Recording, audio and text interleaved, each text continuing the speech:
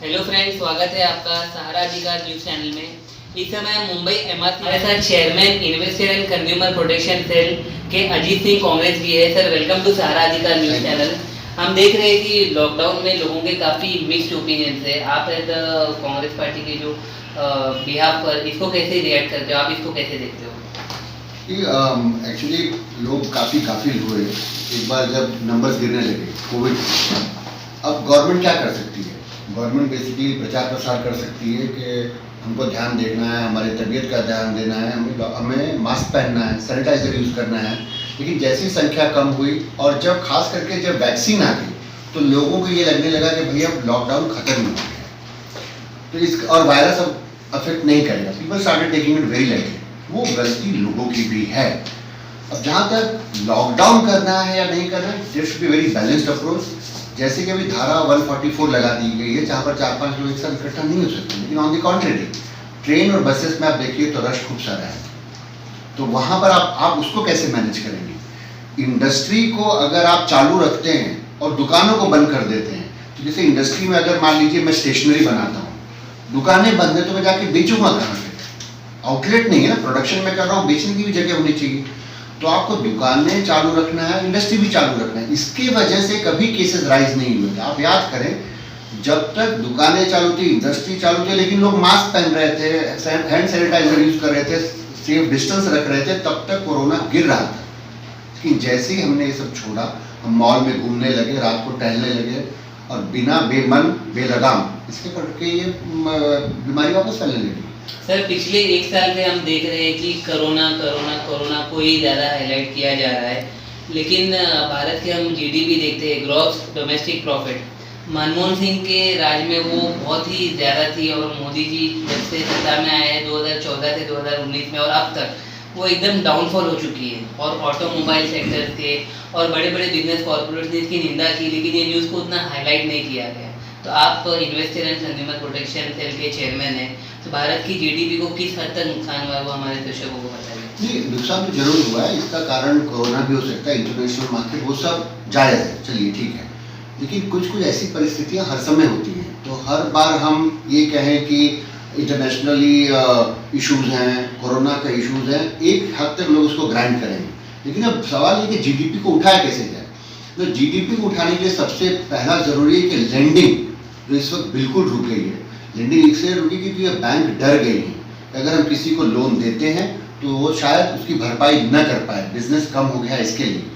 तो हमको lending norms थोड़े से लूज करने पड़ेंगे उन उद्योगों के लिए जो ऑलरेडी एस्टेब्लिश हैं और जिनको इस वक्त मार पड़ी है क्योंकि इकोनॉमिक डाउन टर्न है। तो उसको एक तरह समझ लिए, इंडस्ट्री अगर एक कार है तो उसमें पेट्रोल वो लेंडिंग है जो बैंक्स को, फाइनेंशियल इंस्टीट्यूशन को थोड़ा लिबरली करना चाहिए। आई एम नॉट सेइंग कि वो बहुत ज़्यादा इस तरह से देखे किसी को भी पैसा, तो ऐसा नहीं है। तो ये पहला सबसे इंपॉर्टेंट चीज़ है, यही फायर करने के लिए जीडीपी, जो मैं सोचता हूँ। दूसरा, कॉर्पोरेट पे टैक्स कम करने के बजाय आप इंसेंटिव दें। जैसे गवर्नमेंट की पॉलिसी जरूर अच्छी थी कि मान लीजिए अगर आप वाइट गुड खरीदते हैं किसी साल में, तो उस पर 30% आपको उस वाइट गुड पे खरीदने पे आपको टैक्स रिबेट मिलेगा। इससे क्या होता है, प्रोडक्शन को उत्साह मिलता है, कंज्यूमरिज्म बढ़ता है। तो आप कॉर्पोरेट टैक्स कम ना करें, आप सीधा कंज्यूमर को डिस्काउंट करवाएं, तब जाके आपका प्रोडक्शन जब बढ़ेगा तो कंज्यूमर सामने खड़ा होगा।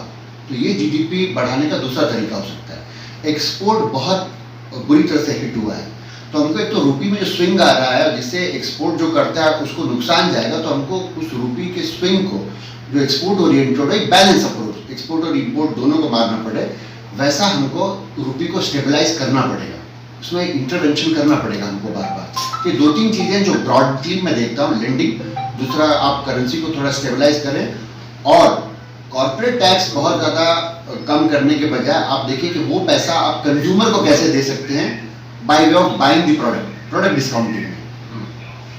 सर, सूत्रों के अनुसार पता चला है कि अगले लॉकडाउन में मोदी जी ने बहुत सी कंपनियां बेच दी, यहाँ तक ट्रेन बेचने की भी बात हुई कि प्राइवेट कंपनी को ट्रेन भी बेच दी जाए, और मोदी जी ने खुद अपने मुंह से कहा भी है, हम दो हमारे दो।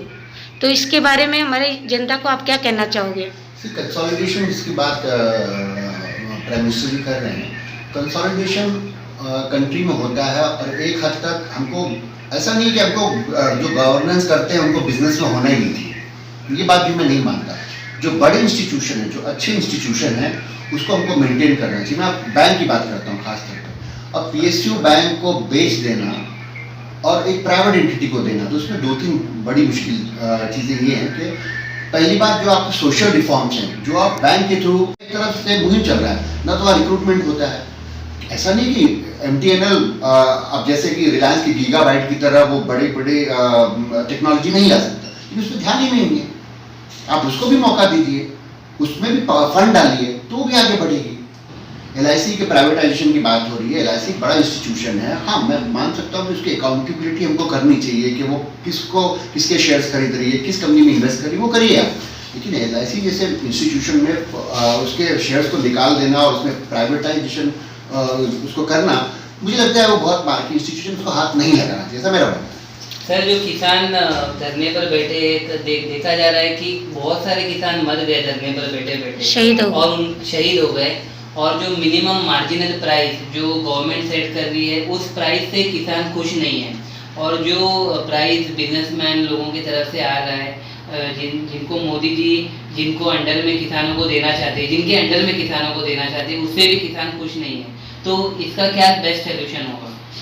मुझे लगता है कि इसमें 2 तरह के किसान हैं, एक तो जो बड़े किसान हैं, दूसरे जो छोटे किसान हैं। बड़े किसानों के पास क्या होता है, उनके पास लैंड पार्सल बड़ा है, ठीक है, और वो अपने आप ही प्राइस डिटरमिन कर सकते हैं, वो एक मार्केट तक पहुंच सकते हैं। अगर आपकी मंशा है कि ओपन मार्केट कर दिया जाए बेसिकली, और बीच में बिचौलियों को हटा दिया जाए, मंडी को हटा दिया जाए, तो बड़े किसान बड़ा प्रोडक्शन होने के कारण वो उनके पास ताकत होती है कि वो जो खरीदने वाले लोग हैं उसके प्रोड्यूस को, उस पर कमांड कर सकते हैं प्रीमियम। लेकिन जो छोटा किसान है, वो आधे टांग की धोती पहन के घूम रहा है, उसके बाद चप्पल पहनने को पैसा नहीं है, वो बेचारा अपनी बैलगाड़ी लेके क्या बाहर लेके घूमता फिरेगा कि मैं कहाँ जाके अपना माल बेचूं, तो उसकी जितनी लागत होती है घूमने फिरने में, माल बेचने में निकल जाएगा।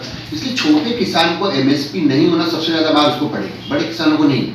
और we have to ensure that last आदमी जो खड़ा है सड़क पे इस वक्त, या लास्ट माइल जिसको बोलते हैं, वो सबको हम ध्यान दें अंत तक। सर, मेरा आखिरी सवाल आपसे ये है कि लॉकडाउन के समय बहुत सारे NGO और बहुत से ऐसे लोग थे जो आगे उतर के जनता को राशन देने का काम भी किए, दवाई मेडिसिन के लिए भी बहुत मदद किए, जिनका रोजगार जा चुका था, उनको खुद जाके अपने हाथों से जो भी उन लोग से मदद हो सकती थी उन लोगों ने उतना किया। लेकिन इस बार भी सरकार ना सोचते हुए जनता के बारे में वो अपनी मनमानी कर रही है। इस विषय में क्या कहना चाहोगे आप? आपका क्वेश्चन बड़ी समझ पा रहा हूँ। कौन सी सरकार, स्टेट सरकार है सेंटर की सरकार? स्टेट सरकार। मुझे ऐसा नहीं लगता कि सरकार मनमानी कर रही है। 1 साल का हमको टाइम मिला था। देखिए, एक तो है गवर्नमेंट की प्रिपेयर्डनेस, गवर्नमेंट कितना तैयार है किसी चीज़ को झेलने के लिए अगर कोई आपातकालीन परिस्थिति खड़ी होती है। दूसरा है कि हमारी प्रिपेयर्डनेस इंडिविजुअल लेवल की। अभी इंडिविजुअल लोगों को भी ये पूरा, मैंने आपको पहले भी कहा कि पूरा जो मसला है जो बीमारी का, उस पर बार बार प्रसार किया गया। अब सरकार आप यूँ ना कहेंगे कि 5 करोड़ लोगों को क्वारंटाइन कर देगी, वो नहीं हो सकता। उसमें लोगों को भी संजीदा होना पड़ेगा, लोगों को भी इसकी जिम्मेदारी उठानी पड़ेगी। अब हर गली में पुलिस नहीं हो सकती है, लेकिन मैं मानता हूँ कि अगर कानून सख्त है तो लोग उसमें क्राइम करने से डरते हैं, वो एक हो गया। लेकिन फिर लोगों को भी क्राइम न करें, इस तरफ भी तो ध्यान देना पड़ेगा। सब कुछ सरकार पे थोप देना, हर चीज के लिए सरकार को जिम्मेदार ठहराना। और आप यूं देखिए सर, मुंबई के मुख्यमंत्री जी ने कहा था कि रात के 9 बजे से सुबह के 9 बजे तक कर्फ्यू लगा रहेगा। उसके बावजूद आज की जो परिस्थिति है, हर जगह पे कर्फ्यू लगा दिया गया है। इस विषय में आप क्या कहना चाहोगे? इसमें जनता की क्या गलती है, मुझे बताइए। कई बार क्या होता है कि जैसे जब कोई चीज़ पहली बार इम्प्लीमेंट होती है तो उसका डायरेक्शन नीचे तक पहुंचने में समझ का भी अंतर हो सकता है, लेकिन वो ऐसा नहीं जो करेक्ट कर नहीं लिया जाएगा, वो करेक्शन आ जाएगा। जैसे आप लोगों के माध्यम से आप लोग ऐसे सवाल को उठा रहे हैं, आई एम वेरी श्योर कि मुख्यमंत्री जी इसका संज्ञान लेंगे, वो जरूर इसमें करेक्शन लाएंगे। वो खुद चाहते हैं कि इंडस्ट्री पनपे, पर एट द सेम टाइम वो चाहते, अब भाई अगर मान लीजिए कि ज़्यादा फैलेगा तो आप मुख्यमंत्री को ब्लेम कर देंगे, एनडीए के गवर्नमेंट को ब्लेम करेंगे कि इन्होंने ध्यान नहीं दिया। तो उनको एक बैलेंस अप्रोच लेना है। He is learned man, wise man, mister Uddhav Thackeray. ऐसी बात नहीं, उन्होंने संभाला है सब कुछ। Thank you very much.